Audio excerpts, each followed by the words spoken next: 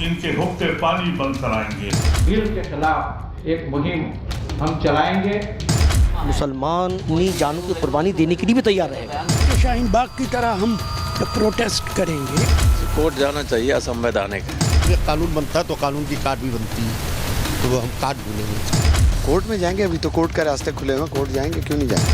शाहीन बाग बनाए वही लोग भी आज भरम फैला रहे हैं।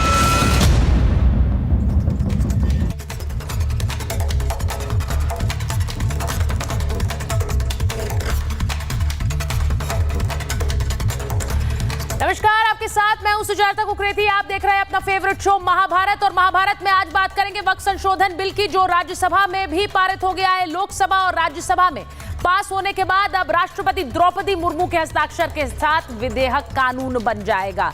लेकिन जहां एक तरफ वक्फ को संशोधित किया गया, वहीं भड़काऊ कदम कैसे सामने नजर आ रहे हैं। तस्वीरें कोलकाता से आई, तस्वीरें अहमदाबाद से आई, वो तस्वीरें आपको दिखाऊंगी। ये तस्वीरें जरा देख लीजिए। ये पहली तस्वीर अहमदाबाद से, जहां पर मुस्लिम संगठन के लोग सड़कों पर उतर आए और सड़क पर उतरकर उन्होंने प्रदर्शन किया है। ये अहमदाबाद की तस्वीरें हैं, इन्हें जरा दिखाइए। अहमदाबाद की ये तस्वीरें जहां पर लोग पुलिस से भी भिड़ गए। आज जुम्मा और जुम्मे के दिन, जुम्मे की नमाज के बाद कैसे लोग सड़कों पर उतरे और वक्फ बिल के खिलाफ उन्होंने आवाज उठाई है। 30-70 तो वक्फ, आपको ये तस्वीरें अहमदाबाद की दिखा रही हूं। वहीं अहमदाबाद की तस्वीरों के साथ साथ आपको कोलकाता की भी तस्वीरें दिखाती हूं।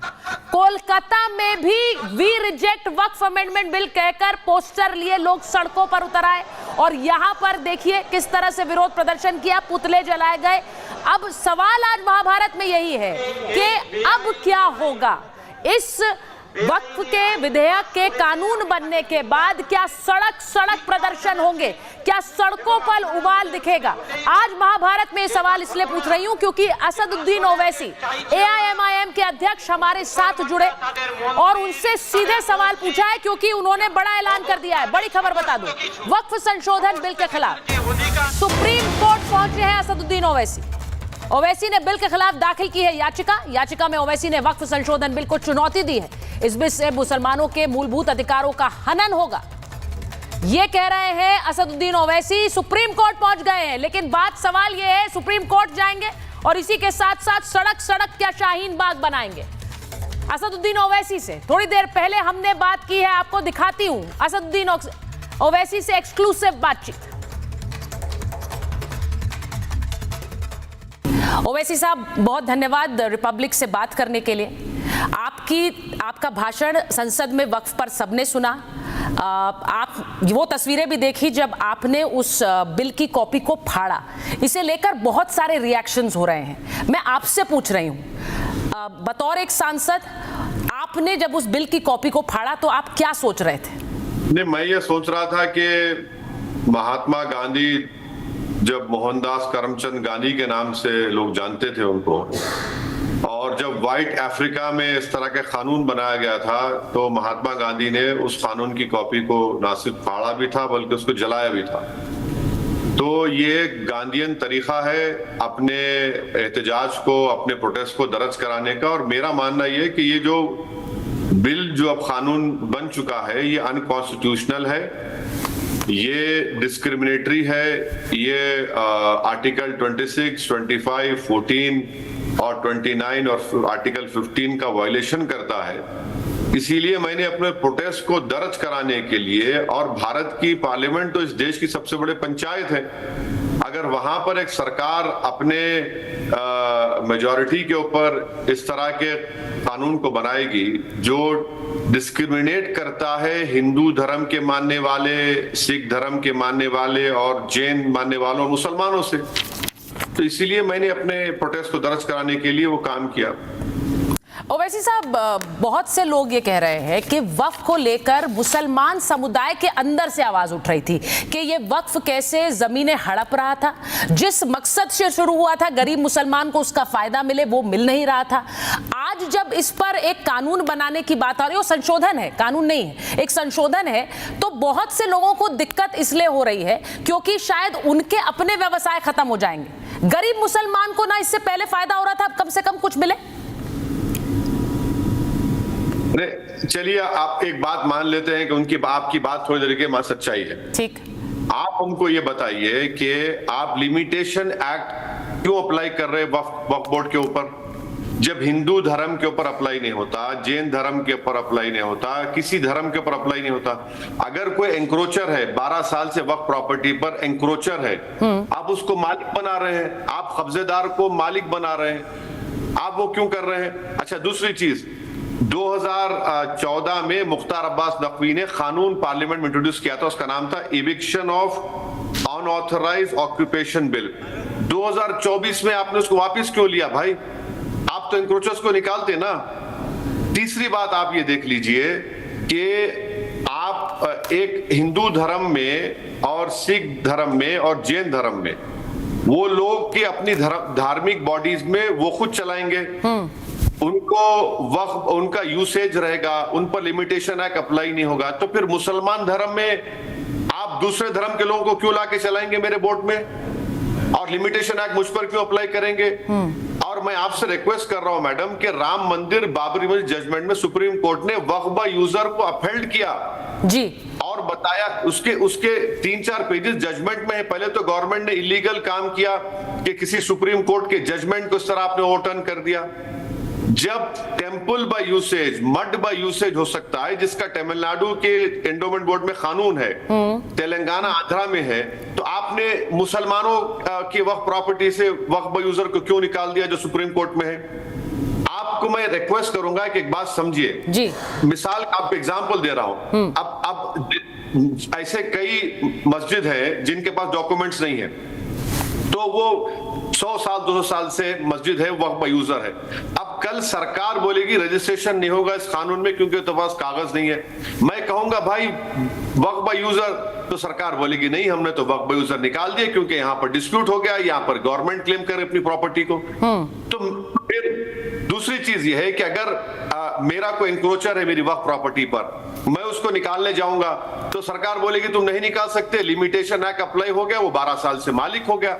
ओवैसी साहब, मैं एक चीज आपसे पूछूंगी, क्योंकि जब भी आप माइनॉरिटीज की बात करते हैं, आप मुसलमानों के साथ क्रिश्चियंस की भी बात करते हैं, आप जैन्स की भी बात करते हैं, ये अच्छी बात है, लेकिन वही माइनॉरिटीज जैन्स हैं, क्रिश्चियंस हैं, वो कहते हैं वो सेंस ऑफ एंटाइटलमेंट हमें तो नहीं है जो वक्फ के जरिए मुसलमानों को है।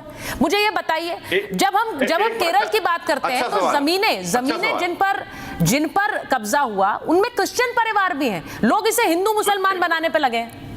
नहीं, देखिए वक्फ बोर्ड जो है हिंदू एंडोमेंट बोर्ड की तरह, जैन एंडोमेंट बोर्ड की तरह, क्रिश्चियन रिलीजियस चैरिटीज की तरह एक प्योर रिलीजियस इंस्टीट्यूशन है, प्योर रिलीजियस। अच्छा, ये कानून जो है वो तो क्रिश्चियन धर्म का, गवर्नमेंट ऑफ इंडिया का कानून नहीं है उनके पास। अब जो लॉ है वो हिंदू धर्म, मुसलमान धर्म, जैन धर्म के ऊपर, और साईं बाबा ट्रस्ट भी है। अब साईं बाबा ट्रस्ट ये कहता है कि अगर कोई एम्प्लॉय भी होगा तो उसको साईं बाबा में अपना बिलीफ दिखना पड़ेगा। अब जब आप अपने धर्म के लिए प्रोटेक्शन दे रहे हैं तो आप मुस्लिम धर्म को, इस्लाम धर्म को क्यों नहीं दे रहे हैं भाई? ये तो राइट टू इक्वालिटी का वायलेशन है ना मैडम, राइट आर्टिकल 15 का वायलेशन है, डिस्क्रिमिनेशन आप कर रहे हैं, फ्रीडम ऑफ रिलीजन का वायलेशन कर रहे हैं। और अगर किसी की प्रॉपर्टी पर कब्जा हुआ है जैसा आप बोल रहे हैं जी, तो उसको इख्तियार है, आप ट्राइब्यूनल जाइए, कोर्ट जाइए।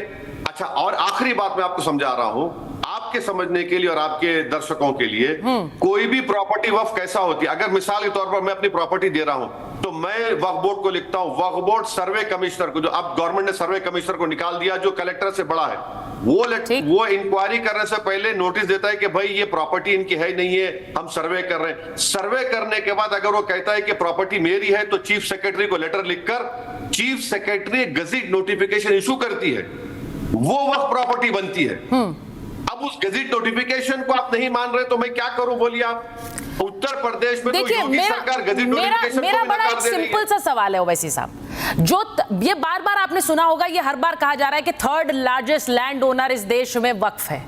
अब समस्या ये है कि आप ही का बयान कह रही हूं कि इस देश में मुसलमान पिछड़ता चला गया, इस देश में गरीब मुसलमान और गरीब होता रहा। तो वक्फ तो बना ही था गरीब मुसलमान की मदद करने के लिए, थर्ड लार्जेस्ट लैंड ओनर है, लेकिन गरीब मुसलमान गरीब होता चला गया। तो मदद की क्या वक्फ ने?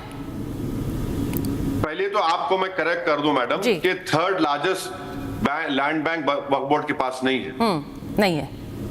नहीं है। कैसा नहीं है बताता हूं। बताइए। आपको मैं देखिए, आप ले लीजिए तमिलनाडु की मिसाल। Tamil Nadu Hindu endowment board, Karnataka endowment board, Andhra Pradesh endowment board, Telangana endowment board और ओडिशा के सिर्फ 10 हिंदू प्रॉपर्टी जिसका कैग ने सर्वे किया। इन 5 को आप मिला लेंगे ना मैडम तो करीब 14.5 लाख एकड़ हो जाते हैं। मैं इसमें यूपी नहीं मिलाया, यूपी हिंदू एंडोमेंट बोर्ड को, मध्य प्रदेश, राजस्थान, सिर्फ 5 को मिला रहा हूं तो 14.5 लाख एकड़ है। तो ये जो प्रोपेगेंडा बीजेपी संघ परिवार ने किया वो झूठा है, नंबर 1। दूसरी बात आप कह रहे हैं कि रेवेन्यू क्यों नहीं बढ़ रहा है, वही बोल रहे हैं ना आप।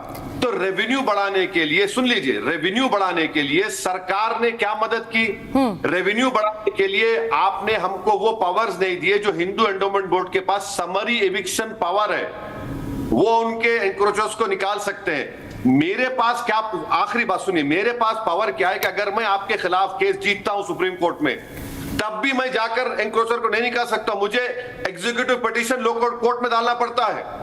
आप वक्फ बोर्ड को पावर्स नहीं देकर जो थोड़े पावर्स थे उसको तो आपने निकाल ही दिया, और आप मुझसे सवाल कर रहे हैं रेवेन्यू कैसा नहीं है, रेवेन्यू क्यों नहीं बढ़ रहा है। देखिए वैसी साहब, मैं हमेशा कहती हूँ आप बहुत अच्छे वक्ता हैं, लेकिन आप क्या इस बात को नकार रहे हैं कि वक्फ थर्ड लार्जेस्ट लैंड ओनर नहीं है? आप कह रहे हैं ये सरासर झूठ है, ये संघ परिवार का फैलाया झूठ है। तो ओवैसी साहब ऑन रिकॉर्ड कह रहे हैं कि वक्फ के पास इतनी जमीन नहीं है जितना के प्रचार किया गया। बिल्कुल झूठ है। मैं आपको कह रहा हूं ना, 5 हिंदू धर्म बोर्ड एंडोमेंट बोर्ड के कर्नाटका, तमिलनाडु, आंध्रा, तेलंगाना और उड़ीसा के सिर्फ 10 प्रॉपर्टीज, अगर आप यूपी, बिहार, राजस्थान, बंगाल को मिला लेंगे तो मैडम जो पैसा आता है डिफेंस से बड़ा हो जाएगा। सर तिरुमाला तिरुपति की भी मैं बात कर लूं, टेम्पल बोर्ड से भी जो पैसा आता है, जो टैक्स लगता है, वो टैक्स देश में बेहतरी के लिए सबके लिए जाता है। वो हिंदू मुसलमान नहीं देखता है, वो क्रिश्चियन और जैन नहीं देखता है। क्या वो देख रहा है जो सरकार टैक्स का पैसा लेती है, क्या वो देख रही है धर्म?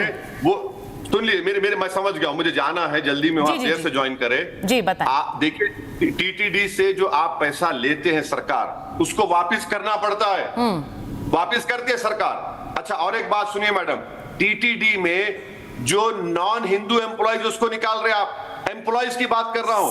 सुनिए मेरी बात मैडम, प्लीज मेरी बात को मुकम्मल सुनो, मैं तैयार हूं, सुनिए मेरी बात। बोलिए। एम्प्लॉइज को आप निकाल रहे हैं। टीटीडी का एक्ट ये कहता है कि जो मेंबर होगा, असिस्टेंट कमिश्नर होगा, हिंदू होगा। भाई मुस्लिम धर्म में आप क्यों कर रहे हैं, नॉन मुस्लिम को क्यों ला रहे हैं? और टीटीडी का आखिरी बात, टीटीडी में जो आप मेरा सवाल टक करके अपने सवाल पर लाना चाह रहे हैं वैसी साहब।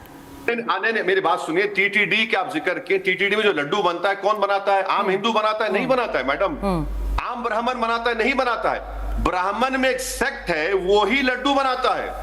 आप तो मेरा पूरा, लेकिन सर उसके बोर्ड में क्रिश्चियंस भी थे। मैं आपको सिर्फ ये बता रही हूँ, बोर्ड में क्रिश्चियंस थे कि नहीं थे, मैं आपसे पूछ रही हूँ। सर आप तो करेक्ट कर देते हैं ऑन एयर ही, तो बता दीजिए जरा, बोर्ड में थे कि नहीं थे? जब लड्डू विवाद हुआ उसके बाद ये उजागर हुआ, बहुत से लोगों को तो पता नहीं था। नौकर थे, नौकर है। आप नौकर को निकाल रहे हैं। नहीं, आप सुनिए ना, आप नौकर को निकाल रहे हैं। बोर्ड में लोग नौकर होते हैं मैडम, जरा सुन तो लीजिए बात को। आप नौकर को निकाल रहे हैं। जो बोर्ड के मेंबर्स है वो तो हिंदू ही होना चाहिए, जो गवर्नमेंट का कमिश्नर है वो तो हिंदू होना चाहिए। आपने कहा होना चाहिए, उसमें क्रिश्चियंस भी थे। लड्डू विवाद जब हुआ तब बहुत से आम लोगों को पता चला कि बोर्ड में क्रिश्चियंस थे। मैं यही आपको बता रही हूँ। नहीं है बोर्ड में। मैडम सुनिए एक बात, आप समझिए मेरी बात को, जरा समझिए। बोर्ड में जो मेंबर्स होते हैं इंक्लूडिंग कमिश्नर, वो हिंदू हैं। एम्प्लॉइज जो है, एम्प्लॉइज नौकर, अब मिसाल के तौर पर रिपब्लिक का एमडी हिंदू ही होना चाहिए, आपने कानून बनाया था। एम्प्लॉय कोई हो सकता है।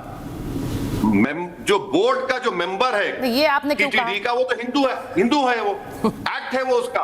एम्प्लॉइज के ऊपर कोई एक्ट नहीं है सर सड़क, अच्छा मुझे एक बात बताइए, सड़क प्रदर्शन हो रहे हैं, मुझे पता है आपको जाना है, सड़क प्रदर्शन हो रहे हैं, आज कलकत्ता की भी तस्वीरें आई हैं, अहमदाबाद की भी तस्वीरें आई हैं, लोग जो ये बार बार कह रहे हैं आपकी पार्टी की तरफ से कहा गया देशव्यापी आंदोलन करेंगे, ये शाहीन बाग वाली जो सोच है इसके आप समर्थक हैं कि जगह जगह शाहीन बाग बना देंगे?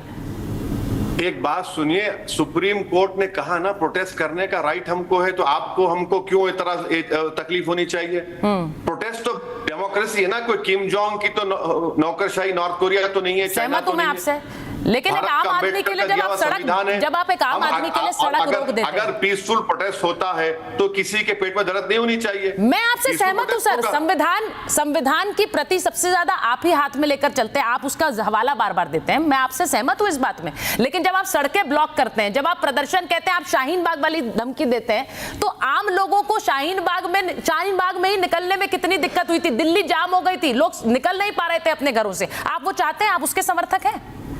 मैं आपको एक बात बताऊं, आपके एमडी साहब जेल में थे, मैं उसे कंडेम करता हूं, जब वो जेल से निकले तो गाड़ियों के काफले में लेकर निकले, विक्ट्री का साइन देकर निकले अर्नब गोस्वामी, तो तकलीफ हुई किसी को? उन्होंने अपना प्रोटेस्ट दर्ज कराया ना कि उनसे नाइंसाफी हुई थी, वो सड़क पर बैठे नहीं थे सर, मैं उस समय वही थी, और रिपोर्ट कर रही थी। जब आपके एमडी कर सकते हैं गाड़ी में नहीं, जुलूस निकाल उन्होंने सड़कें जाम नहीं की थी सर, मैं उस वक्त वहीं से नहीं ओवैसी साहब, मैं उस वक्त वहीं से रिपोर्ट कर रही थी, उन्होंने सड़कें जाम नहीं की, वो सड़क से निकले जरूर, एक काफिला उनके साथ चलता चला गया, वो निकल गए।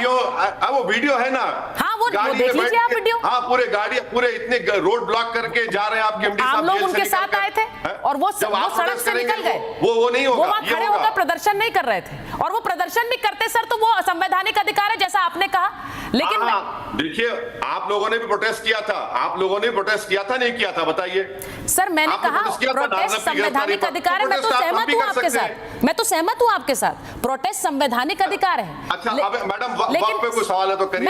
अच्छा मैं आपसे एक सवाल पूछ रही हूं, एक आम मुसलमान बहुत समय तक वक्फ को समझ भी नहीं पा रहा था, मैंने खुद जाकर सड़कों पर रिपोर्टिंग की थी सर, आम मुसलमानों से बात की थी, आज के समय में अब क्योंकि ये दोनों सदनों में पास हो चुका है, अब ये कानून बनने से रुकेगा नहीं, आपकी स्ट्रैटेजी क्या है अगली?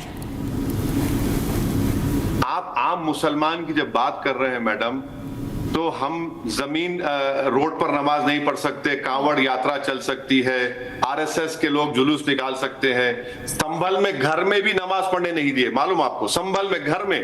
तो आगे की जो भी पॉलिसी होगी, all India Muslim personal law board meeting करेगा, हमारे प्रेसिडेंट साहब मौलाना खालिद सैफुल्लाह रहमानी और तमाम लोग बैठेंगे, प्रोटेस्ट करेंगे। ये काला कानून है, ये वक्फ को बचाने के लिए नहीं है, वक्फ को बर्बाद करने के लिए लाया गया है, मुसलमानों से उनकी मस्जिद, दरगाह, खानका, बल्कि डायरेक्ट अटैक है मुसलमानों के ऊपर, उनके ऊपर हमला है, उनकी तमाम मजहबी चीजों को छीनने के लिए। मैंने बस ये पूछा, ओवैसी साहब आपको जाना है, मुझे पता है, आप लोग क्या सड़कों पर प्रदर्शन के लिए उतरेंगे, क्या आप लोग कोर्ट जाएंगे? मैं एमआईएम की बात कर रही हूँ। देखिए, जहां तक हमारी पार्टी का बात है, हमने फैसला लिया है कि हम सुप्रीम कोर्ट को जाएंगे, और इस सिलसिले में हमने हमारे सीनियर एडवोकेट निजाम पाशा साहब को ये जिम्मेदारी उनकी है, और हम लोग सुप्रीम कोर्ट जाएंगे इस काले कानून के खिलाफ जो अनकॉन्स्टिट्यूशनल है, फंडामेंटल राइट्स का ग्रे वायलेशन करता है, सुप्रीम कोर्ट के जजमेंट्स का वायलेशन करता है, और डिस्क्रिमिनेटरी है ये, हम जाएंगे। ओवैसी साहब, थैंक यू सो मच, बहुत बहुत धन्यवाद हमसे बात करने के लिए, बहुत बहुत धन्यवाद समय देने के लिए। तो थोड़ी देर पहले मुझसे बात की असदुद्दीन ओवैसी ने, मैं एक बार बता दूं कि सिद्धार्थ यादव जी जुड़ गए हैं, प्रवक्ता हैं बीजेपी के, आप देख सकते हैं, अजीज खान साहब समाजवादी पार्टी के राष्ट्रीय प्रवक्ता हैं, फैज खान साहब एमआरएम के कन्वीनर है, शादाब शम्स साहब उत्तराखंड वक्फ बोर्ड के प्रेसिडेंट हैं, हमारे साथ हाजिर खान साहब हैं, इस्लामिक स्कॉलर हैं, और हाजी नाजिम साहब हैं, स्पोक्स पर्सन है पीस पार्टी के। बहुत स्वागत है आप सभी का। तस्वीरें आज जो आई हैं सिद्धार्थ जी, मैं थोड़ी देर पहले ओवैसी साहब से बात कर रही थी, उन्होंने बिल फाड़ा, वो अभी भी स्टैंड करते हैं अपने बयान पर, वो कह रहे हैं मैंने इसलिए फाड़ा, मैं इसका विरोध करूंगा, वो कोर्ट भी चले गए हैं। अब जरा मैं एक बार सिद्धार्थ जी वर्सेस अजीज खान जी से स्टार्ट करना चाह रही हूँ। जरा ये बताइए सिद्धार्थ जी, जो उन्होंने कहा, आज मुझे सड़कों पर प्रदर्शन की तस्वीरें भी नजर आ गई, कोलकाता में प्रदर्शन हो रहा है, वहां अहमदाबाद में प्रदर्शन हो रहा है, ये राह आगे की आसान रहेगी क्या आपके लिए?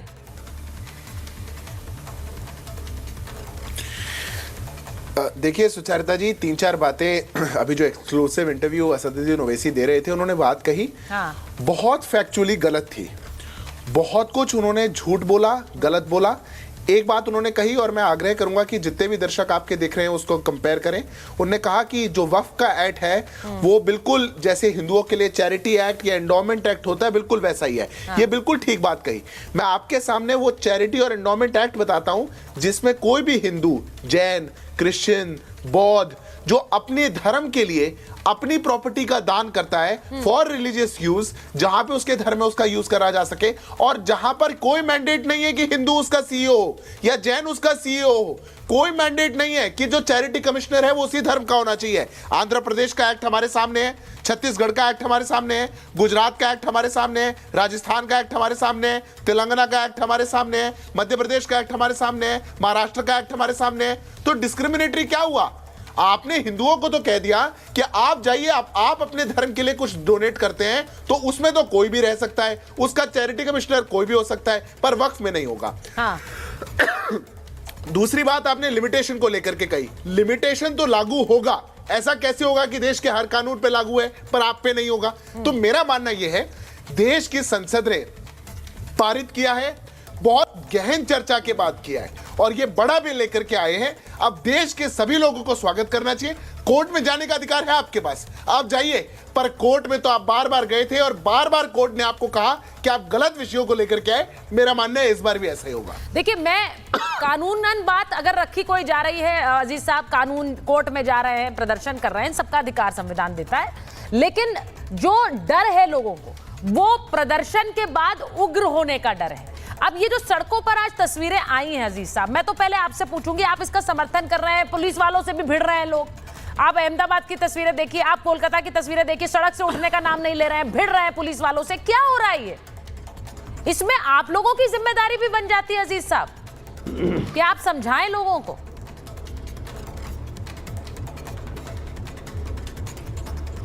देखिए सुचेता जी, 2-3 बड़ी इंपॉर्टेंट बात है। किसी भी शख्स को संविधान के दायरे में रह करके प्रदर्शन करना है, क्योंकि प्रदर्शन करना, अपने विरोध को जताना, ये हमें लोकतंत्र ने दिया है और ये संविधान ने दिया है। मुझे लग रहा है कि इस पे सभी को दायरे में रह करके, संविधान के दायरे में रह करके अपनी बात को रखना है और बहुत ही मुहज़्ज़ब तरीके से, शांति प्रिय ढंग से रखना है और ये संविधान है। मैं दूसरी बात रखना चाह रहा हूँ। अभी सिद्धार्थ जी तमाम मुद्दों को रख रहे थे कि जो ये कानून बना है वो मुस्लिम हितैषी है और माननीय गृह मंत्री जी ने लगातार परसों एक लंबी स्पीच दी कि ये मुस्लिम हितैषी है और मुसलमानों की हितैषी के लिए उन्होंने तमाम इसकी दलीलें भी दी। मैं जानना चाह रहा हूं कि 11 साल से वो कौन से हित का काम किया, मुस्लिम हितैषी होने का जो दावा करते हैं, कौन सा ऐसा काम किया जो मुसलमानों के हित में है? एक कैबिनेट मिनिस्टर तक इनके कैबिनेट में नहीं है जो बिल को प्रस्तावित कर सकता था, जो बिल को रख सकता था पटल पे, नहीं है। लोकसभा में एक मेंबर तक नहीं है इनका। ये महिलाओं की जो बड़ी वकालत कर रहे हैं कि साहब तमाम महिलाएं और महिलाओं का बेनिफिट होगा, एक महिला सदस्य न लोकसभा न राज्यसभा में एक महिला सदस्य भी नहीं है। दावा मुसलमानों का और मुसलमान हितैषी होने का, कह रहे साहब मुसलमान युवकों को तमाम नौकरियां मिल जाएंगी, उनका आर्थिक जो पिछड़ापन है वो इससे दूर हो जाएगा।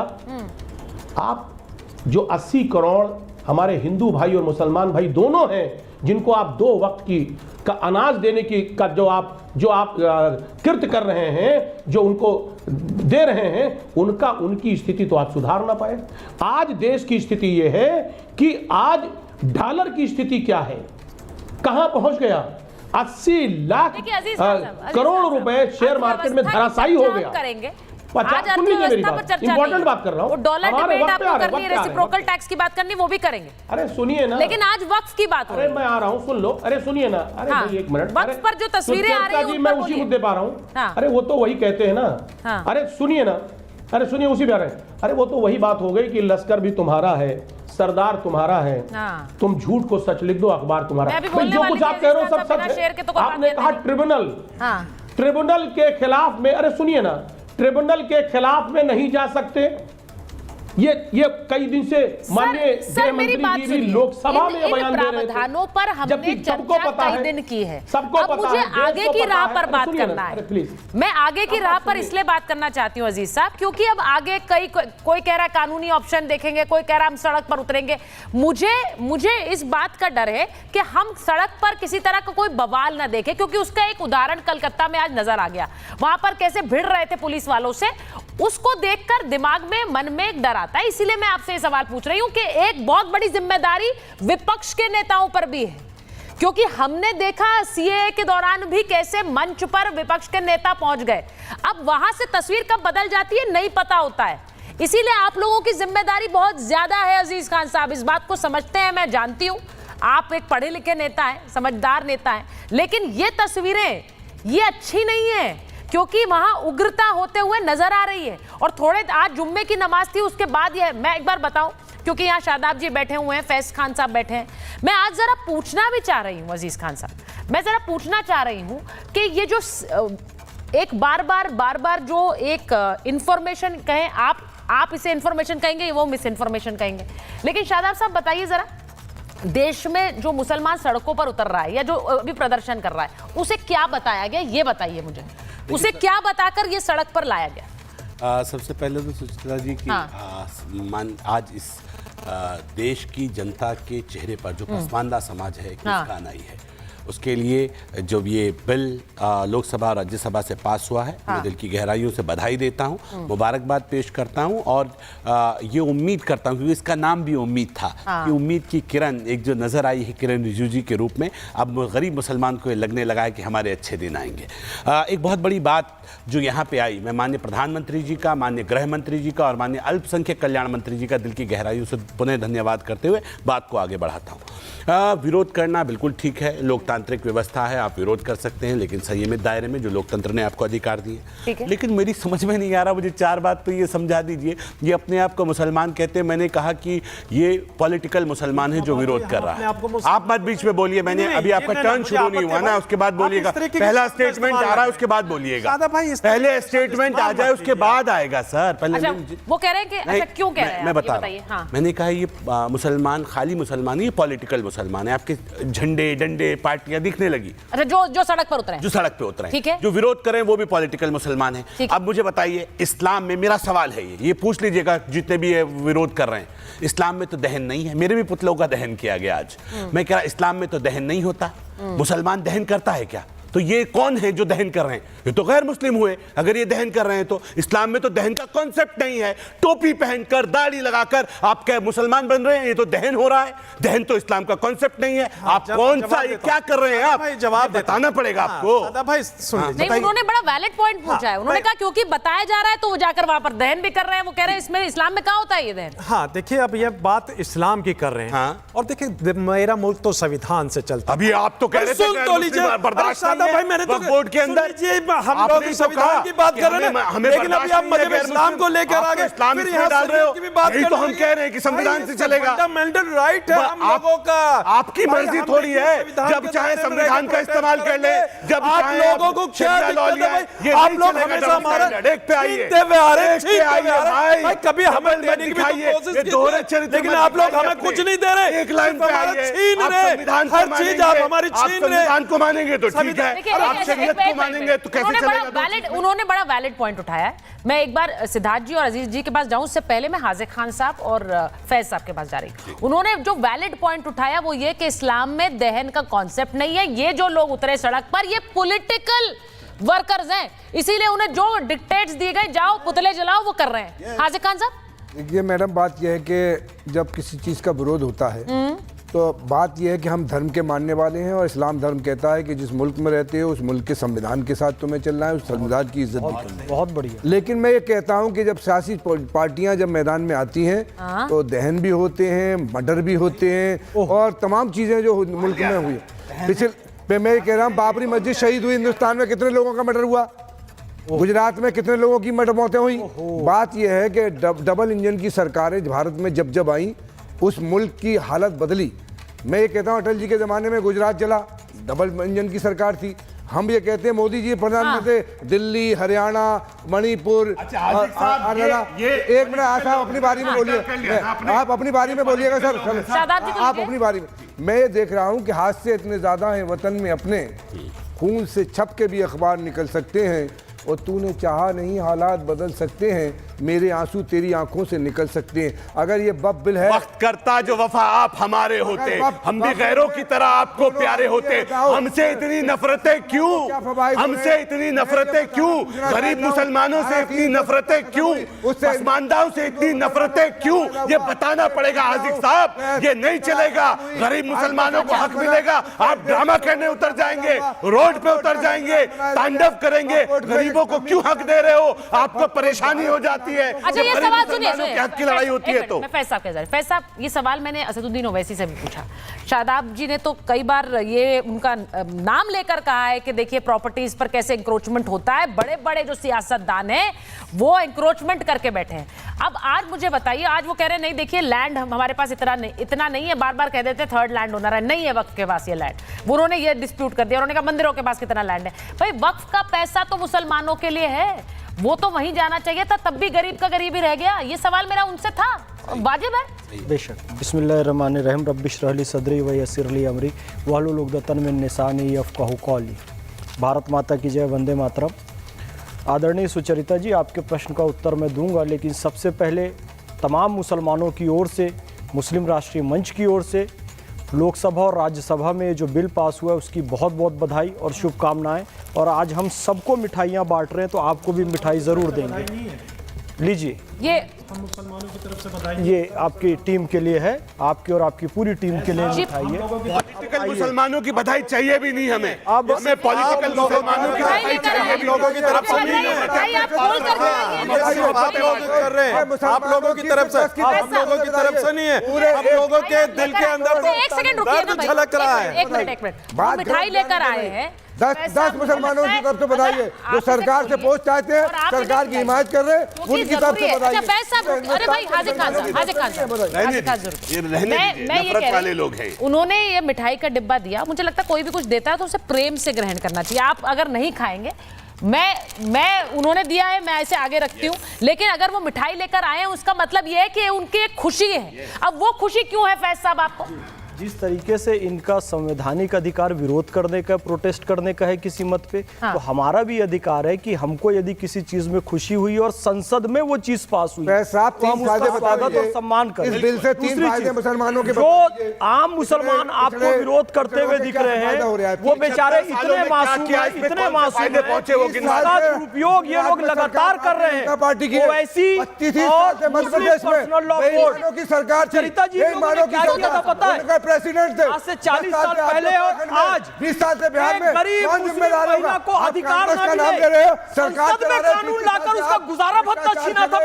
ये एमआईएम वालों ने, ये अच्छा फातिक आज़म, एक मिनट बोलने दीजिए, मैंने सभी कहा, आप भी बोलिए। एक गरीब मुस्लिम महिला को गुजारा भत्ता ना मिले, उसको एक रोटी ना मिले, इसने संसद में कानून लाकर उसकी रोटी छीनी। और आज करोड़ों करोड़ मुसलमान बहनों को, बच्चों को, भाइयों को उनका अधिकार मिल रहा है। आप कह रहे फिर मुझे लगता है ये हर हाल में अधिकार ये लोग छीनना चाहते हैं। शाहबानो केस की बात जब वो कर रहे हैं, मुझे लगता है इस पर देश के सियासतदानों को बोलना चाहिए। सिद्धार्थ जी यहाँ बैठे हैं, अजीज साहब यहाँ बैठे हैं, जरा दोनों को लीजिए विंडो में। सिद्धार्थ जी, शाहबानो केस का जिक्र फैज साहब कर रहे हैं, और जब देश की संसद में नेता कहते हैं हम इस कानून को नहीं मानेंगे क्योंकि ये मुसलमानों के हक को रौंद रहा है, जब देश की संसद ये बोलेंगे तो वो भूल जाते हैं कि कैसे एक महिला के हक को रौंदने के लिए संसद के अंदर ही कानून लाया गया, पलट दिया गया, बदल दिया गया। वो भी एक दिन था। देखिए सुचरिता जी, निश्चित तौर पे किसी को भी अधिकार नहीं है, पहले तो मैं ये बता दूं, ये कहने का कि हम संसद के इस कानून को नहीं मानेंगे। एब्सोल्युटली। देश की संसद है, लोकतंत्र का मंदिर है, चुने हुए प्रतिनिधि वहां बैठते हैं, बहुत गहन चर्चा हुई और इस बिल के लिए तो विशेष तौर से संसदीय प्रणाली में जितने भी आयाम है सबको पूरा करते हुए जेपीसी में भी भेजा गया, सबके रिव्यू लिए गए, लोकसभा में पेश हुआ, लंबी चर्चा हुई, राज्यसभा में पेश हुआ, लंबी चर्चा हुई और उसके बाद ये पारित हुआ। तो अब हम नहीं मानेंगे, ये तो अधिकार आपके पास है नहीं। अब आप कहना चाहे करना चाहे तो अलग बात। आज पार्लियामेंट देश के अंदर, और मैं आपको फर्क बता देता हूं क्या है, वो पार्ट हुआ था, आपके बीच में नहीं बोला था। अच्छा ठीक है, हाजिर खान साहब, हाजिर खान साहब, आप लोगों की दुकान यही करके चलती है। आपने जो बात बोली, मैं एक बार सिद्धार्थ जी रुकिए, एक पर्सपेक्टिव में ला देती हूँ। ऐसे ही चलती हो। वो वर्शिप एक्ट की बात कर रहे हैं। वर्शिप एक्ट में भी विरोध करना और उसको मानने में फर्क है। अभी कोई नेता ये खड़ा होकर नहीं कहेगा कि हम इसे नहीं मानेंगे। संसद अगर उसे बदलेगी तब सबको मानना पड़ेगा। आज कोई ये नहीं कह सकता कि हम उसे नहीं मानेंगे, ये बिल्कुल क्लियर है। सिद्धार्थ जी बोलिए जरा। मैं सुचारिता जी, मैं 10 सेकंड में अपनी बात पूरी कर दूं और मैं आपको आज फर्क बताना चाहता हूं कि भारत किस पड़ाव पर खड़ा हुआ है। यही देश की संसद थी, यही देश के ऐसे सांसद थे जिन्होंने सुप्रीम कोर्ट के एक आदेश आने के बाद जो शाहबानो जैसी एक महिला को उसकी बेसिक राइट, मेंटेनेंस के राइट को पलट करके पार्टियों ने तुष्टीकरण के लिए संसद से पलट करके उस महिला और आगे आने वाली कितनी करोड़ों महिलाओं से अधिकार छीना था। और आज यही संसद है जो मुस्लिम बहनों को, मुस्लिम महिलाओं को इसमें अधिकार दे रही है। एक संसद क्या दिया भाई, वो भी तो बता दो। अधिकार देती है तो इन लोगों को दर्द हो जाता है। एक संसद मुस्लिम महिलाओं से अधिकार छीन लेती है, उसके समर्थन में ये लोग खड़े होते हैं। इन लोगों की सच्चाई ये है, क्योंकि आज जो कुछ चुनिंदा लोग आनंद लेना चाह रहे हैं, जो चुनिंदा लोग कह करके खड़े होकर के संसद में कह रहे हैं कि ऐलान जंग होगा, जो कह रहे हैं कि हम सर पर कफन बांध के निकले हैं, जो कह रहे हैं कि हम इस देश में शाहीन बाग बना देंगे, वही तो वो लोग थे जिन्होंने जमीनों को कब्जाया। नहीं, और सिर्फ शाहीन बाग नहीं बना देंगे सिद्धार्थ जी, वही तो वो लोग थे जिन्होंने शाहीन बाग को 6 दिसंबर 1992 डिफेंड भी किया जा रहा है। एक मिनट हाजिर खान साहब, एक मिनट में अजीज साहब से पूछूं जरा। हाँ ठीक है। और मुरली मनोहर जोशी भी थी, सुषमा स्वराज भी थी। वहां किसने उल्लंघन किया था सुप्रीम कोर्ट का? मुसलमानों ने किया था। अच्छा, अब मैं आगे बढ़ाऊं इस बात को। अजीज खान साहब, शाहीन बाग एक तरह का ना सिंबल बन चुका है, जब हम कहते हैं ना प्रतीक बन जाना। अब आज के दिन सियासतदान शाहीन बाग को सही कह रहे कि वो तो संवैधानिक है, वो तो प्रोटेस्ट है। सर, शाहीन बाग में भी किसी ना किसी के संवैधानिक अधिकार का आप लोग हनन कर रहे थे। जब लोग दिल्ली जाम कर दी गई थी, जब लोग सड़कों पर उतर नहीं पा रहे थे, जब लोग अपने घरों से निकल नहीं पा रहे थे क्योंकि एक बड़ा प्रदर्शन पूरी तरह शहर को ब्लॉक करके बैठा था। अब मुझे बताइए, एक सेकंड, अजीज खान साहब, आपका नाम है क्या? अजीज साहब, देखिए सुचिता जी, दो बातें हैं। एक तो अभी ना साहबानों का जिक्र किया, लेकिन ये बिल्किस बानो को भूल गए कि बिल्किस बानो को इसलिए भूल गए क्योंकि उनके बलात्कारियों को इन्होंने फूल माला पहनाया। ये मुस्लिम हितैषी और मुसलमानों का एक प्रतिनिधित्व करते हैं और किस तरह ये गोल्ड मेडल लेने की कोशिश करते हैं। एक बात, अभी आपने सीए की बात की, ये वही सीए है ना, एक महिला कोर्ट जो बड़ा हल्ला हुआ कि ये कानून आने के बाद जो दूसरे मुल्कों में जो हिंदू भाई हैं उनको यहाँ नागरिकता मिल जाएगी। अभी 2000 हिंदू भाई अभी हिंदुस्तान के नागरिकता के लिए अभी उन्होंने आवेदन तक नहीं किया, 2000 लोगों ने। लेकिन 15 लाख इस देश के 15 लाख नागरिक वो दूसरे देश के लिए अप्लाई किए हुए हैं, उनको पासपोर्ट चाहिए। सुनिए मेरी बात, एक मिनट, मैं एक बात बताऊं, ये वही सीए है ना जिसके लिए तमाम तरीके की बातें की जा रही। देखिए, ढोल ही तो पीटते हैं, ये ढोल पीटते हैं। ये यही हाल किसान का जब इन्होंने कानून बनाया था तो पता नहीं क्या क्या ढोल पीटा था। फिर अंत में क्या हुआ, ये नोटबंदी करने के बाद इन्होंने कहा था सारी चीजें, देश की जो अर्थव्यवस्था है ये बिल्कुल पटरी पे आ जाएगी। और ये पटरी पे आते आते ये हुआ कि 50,000 करोड़ रुपया कर्ज था इस देश पे, आज 1,80,000 करोड़ रुपया इस देश पे कर्ज हो गया है। ये ढोल पीटते पीटते यही हुआ है ना। तो ये सिर्फ कहते कुछ और है, करते कुछ और, इनके पास कुछ है नहीं।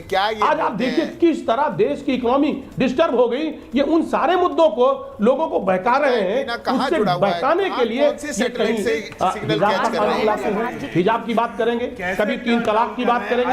सुनिए मेरी बात, ये कहीं आज की डेट में वक्त की बात करेंगे। मैं कह रहा हूँ वक्त की बात, अरे भाई अल्लाह ने करिए, वक्त की जमीन पे उस पे भी तो बोलिए, जमीन से 2 शब्द उस पे भी तो बोल दीजिए। दे देंगे आप। सीए पे आपने झूठ फैलाया था, स्वीकार कर लीजिए। जैसे आज झूठ फैला रहे, कल भी झूठ फैलाया था, उनको आप क्या भी तो बोल दीजिए, 2 शब्द तो बोल दीजिए। स्वीकार कर लीजिए, आपने झूठ बोला था, आपके नेता झूठ बोल रहे थे, विपक्ष झूठ बोल रहा था, ये सच मान लीजिए ना। चरम पर है, उनकी अरे झूठ पे आइए ना। आपने कहा कि लोगों को नागरिकता नहीं मिली, लेकिन चली जाएगी, ये भी तो बोला था। रोटी दे रहे हैं ना, जो झूठ बोला था वही स्वीकार तो कर लीजिए। और भी अरे भाई मुसलमानों को डराने का धंधा बना रखा है आपने। आप की राजनीति में बैठ के हल्ला करते हैं। अजीज खान साहब, बताना पड़ेगा आपको, आप जैसे लोग देश के गद्दार हैं, नाम मत लइए। उस वक्त हल्ला करते हैं आप। ये आप कल झूठे थे, ये आप आज झूठे। भाई चिल्ला क्यों रहे सुचेता जी, रोकिए, चिल्ला क्यों रहे भाई? अजीज साहब बोलिए। कहिए ना, पूरी बात थोड़ी बोलिए। ठीक है, आपने अपनी बात कर ली, वो बोलेंगे अब। अजीज जी बोलिए। वो कह रहे हैं कि मुसलमानों को डर दिखाकर राजनीति बंद करिए। बेफजूल चिल्लाने, गला फाड़ रहे हैं, हल्ला कर रहे हैं। अब जब अधूरी बात बोलेंगे तो टोकना तो पड़ेगा ना। ये राजनीति नहीं हो रही है। हाँ बोलिए। ये देश हित में बात हो रही है। देश हित में ही हम बात कर रहे हैं। देश हित में बात हो रही है और मुद्दे से भटकाने की बात हो रही है। आज देश में जो बड़ी समस्या है, वक्त बिल ये जो लाए हैं, ये वक्त बिल, कोई जरूरत इसकी नहीं रही है और इससे किसी हिंदू भाई का या किसी मुसलमान का कोई फायदा नहीं है। इससे ठीक है, कोई फायदा देश का नहीं है। ये सिर्फ भटकाने के लिए इस तरीके का बिल और इस तरीके का नैरेटिव। कोई फायदा नहीं है, कोई बेनिफिट नहीं होगा इससे। अजीज देश का कोई फायदा नहीं है, देश का भी कोई फायदा नहीं है, गरीब फायदा बताइए, क्या फायदा नहीं है, क्या फायदा होगा? ठीक है एक मिनट, मैं आ रही हूँ। मैं फैसला वो कौन से गरीब मुसलमान का कैसे फायदा पहुंचाएंगे, जरा बता दें। हाँ ठीक है, मैं फायदा पूछती हूँ, जो समर्थन कर रहे हैं उनसे।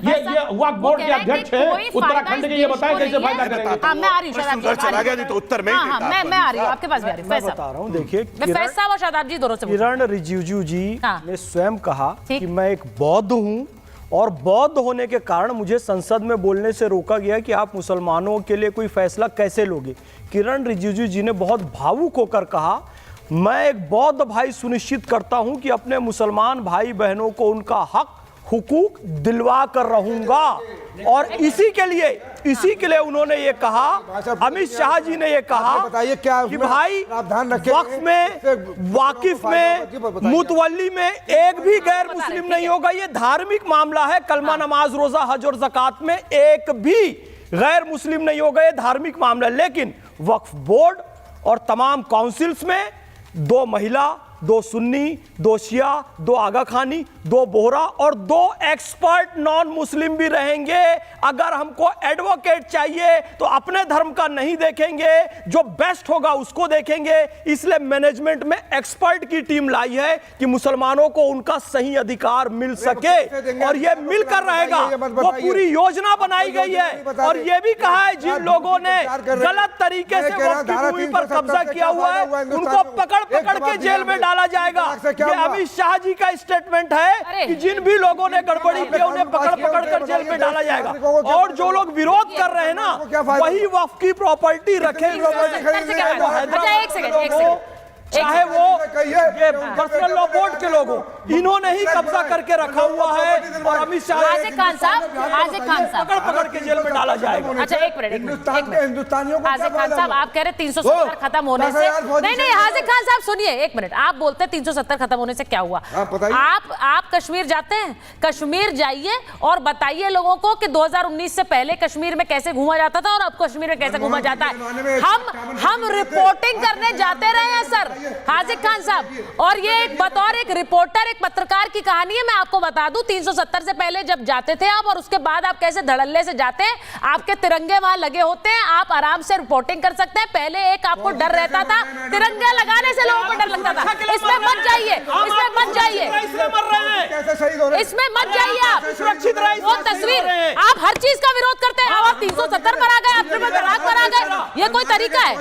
370 की बात आप मुझसे पूछ लीजिए, बाकी किसी पर मत जाइए आप। और नोटबंदी करी थी आपने, 2000 का नोट लाए थे अब आप नोटबंदी में चले गए। अरे इस देश की रक्षा के लिए शहीद हो रहे हैं, इस देश की हिफाजत के लिए शहीद हो रहे हैं। सैड है हाजिर खान साहब, ये बहुत सैड है, ये बहुत सैड है। करेगा एक मिनट और देख से कुर्बानी की बात आई तो कुर्बानी। एक मिनट शादाब जी, हाजिर खान साहब को सुनिए, हाजिर खान साहब को, हाजी साहब को, और वो सारे मुसलमान जो सड़क पर उतर रहे हैं उन्हें बताइए कि इससे फायदा क्या है। देखिए ये जो वक्फ है गरीबों के लिए था और मैं ये दावा कर रहा हूं कि पिछले 75 सालों में जब से ये वक्फ क्योंकि अभी तक अमेंडमेंट एक्ट यही चल रहा था, जो अभी तक चला है यही ये वक्फ एक्ट था, इस एक्ट में कोई पावर नहीं है। लोग कहते हैं बहुत अच्छा है, मैं वक्फ बोर्ड का चेयरमैन हूं, मैं ये बड़ी जिम्मेदारी से कह रहा हूं, एडमिनिस्ट्रेटिव पावर नहीं थी। आप कोई कब्जा करे वक्फ की संपत्ति पे तो कोई हटा नहीं सकता था उसे। और आपको धारा 54 धारा 56 करो, फिर उसे ट्रिब्यूनल जाएगा, ट्रिब्यूनल से जाने के बाद वो अपील पे चला जाएगा, यही सिस्टम चलता रहता है। हम ये कह रहे हैं कि आज वक्फ की ज़मीनों पर जो गरीबों का हक था, मिस्कीनों का, यतीमों का हक था, जो बेवाओं का हक था, उसके ऊपर चंद अमीर लोग बैठे हैं। 9 लाख करोड़ रुपए की हेक्टेयर जमीन, लाखों करोड़ों की जमीन, और आवाम गरीब, हाथ में कटोरा आवाम के, गरीब मुसलमान, ठेली पे सब्जी के लिए पैसे नहीं है। ये हालात मेरी बात पूरी आने दीजिए। सवाल पूछा। मैं ये कह रहा हूँ, क्या ये आपको लगता है कि किसी के पास इतनी मालो दौलत हो और उसके बच्चे भूखे मर रहे हो? ये क्या हुआ कि जो वक्फ था गरीबों के लिए, वो अमीरों ने कब्जा लिया, और ये जिन्होंने कब्जा रखा है पॉलिटिकल मुसलमान है, या उनके शेल्टर में जो लोग रहते हैं वो हैं। आज परेशानी इस बात की हो रही है, मैंने जो बार बार कहा, जो विरोध कर रहा है वही पॉलिटिकल मुसलमान है जिसके कब्जे में वक्फ है, इसलिए उसको तकलीफ हो रही है। जैसे ही ये जमीनें छिनेंगी वापस वक्फ के पास वापस आएंगी, इसलिए मैंने कहा कि सीबीआई जांच करा दीजिए। देश की आजादी से लेकर आज तक जो भी वक्फ में लूट हुई है वो सारी जमीनें वापस आनी चाहिए। एक मेरी भी 2 साल की मैंने कहा मेरा भी 2 साल का कार्यकाल हो गया है, मेरी भी जांच करा दीजिए। अगर मैंने गड़बड़ किया होगा मुझे भी जेल जाना चाहिए, मेरे लिए कोई बख्शीश ना हो। दूसरा मैं ये कह रहा हूं, हम इसमें करेंगे क्या? हमारा मानना है जो खाली जमीनें पड़ी हैं वक्फ की, इनको डेवलप करेंगे। मुसलमानों के लिए इसमें हम अपार्टमेंट्स बनाएंगे, मुसलमानों को घर देंगे, गरीब मुसलमान जिनके पास घर नहीं है। हम इसमें अच्छे स्कूल अभी तक क्यों नहीं कर पा रहे थे आप? वक्फ बोर्ड के चेयरमैन, कह रहा ना अभी आज आपको सरकार बता रहा हूं, सर बता रहा हूं। सुनिए सरकार, इंपॉर्टेंट सवाल है, इंपॉर्टेंट सवाल है। नहीं चाहते, आप बोलिए, भाग रहे ना, सुनेंगे नहीं, ये इनकी बीमारी है। हम आपसे सवाल कर रहे हैं। मैंने पूछा उनसे, साल में सरकार ने क्या किया? अरे भैया उत्तर ले लो, परेशान हैं आप लोग, मानसिक रूप से दिवालिया हो गए, सच सुनना नहीं चाहते आप लोग।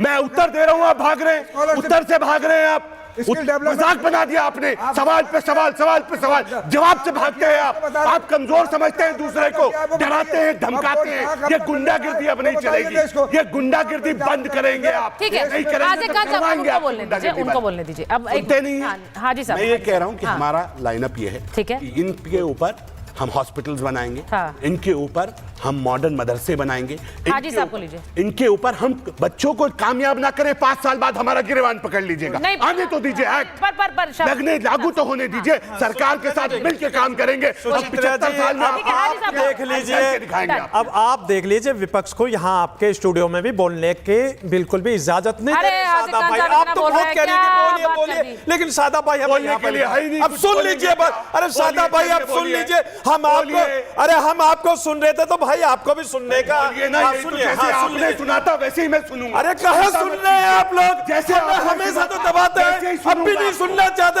अरे मैं ये कह रहा हूँ कि सुन लीजिए, आप कह रहे हैं कि गरीब मुसलमानों की, यतीम मुसलमानों की आप मदद करेंगे। भाई आप भी तो वक्फ बोर्ड के अध्यक्ष हैं, भाई अपना भी कार्यकाल बता दीजिए। मॉडर्न मदरसा कितने मुसलमानों को आप टाइप कीजिए, मॉडर्न मदरसा इन उत्तराखंड टाइप कीजिए और देखिए हमने क्या किया। लेकिन टाइप कीजिए और देखिए मॉडर्न मदरसा बनाया हमने, कैसे बनेंगे मदरसे, कैसे चलेंगे मदरसे, देखिए चेक करिए, गूगल करिए। ठीक है, मैं बस सुनिए हम अपना, अच्छा एक मिनट, हारी साहब ड्रामा लगता है ये, किस तरह की उन्होंने बड़ी बात बोली है, हम अपनी बात कीजिए। अच्छा शादाब साहब, हारी साहब एक मिनट रुक जाइए, नहीं बस ठीक है, अब मुझे फोर्स मत करिए, पर हारी साहब मुझे फोर्स मत करिए कि मैं उठूं अपनी कुर्सी से। मैं बस ये कह रही हूँ कि जो एक हंगामा एक स्टूडियो में मच रहा है, वो हंगामा सड़कों पर नहीं मचना चाहिए। कोशिश ये होनी चाहिए, इसकी जिम्मेदारी आप पर भी उतनी है, उन पर भी उतनी है, आम आदमी तक इंफॉर्मेशन जाए, जानकारी जाए। अगर हंगामा होगा तो वो आपके लिए भी अच्छा नहीं है, हमारे लिए भी अच्छा नहीं है। मेरे पास समय इतना ही था महाभारत में। बहुत बहुत धन्यवाद।